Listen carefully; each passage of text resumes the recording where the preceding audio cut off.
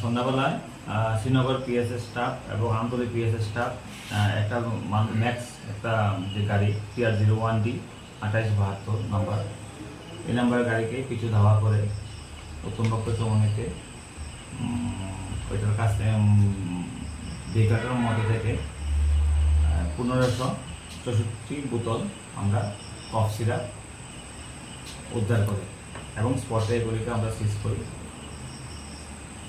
আর গাড়িটা অ্যাকচুয়ালি ধাওয়া করার সময়, পুলিশ ধাওয়া করার সময় ওইটা উত্তমপক্ষ চমনিতে রাস্তার মধ্যেই উল্টে যায়।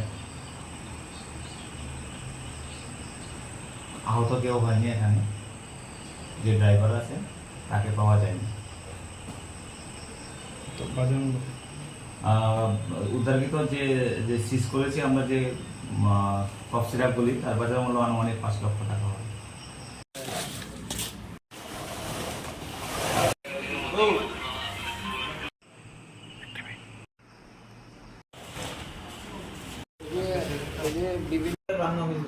আমরা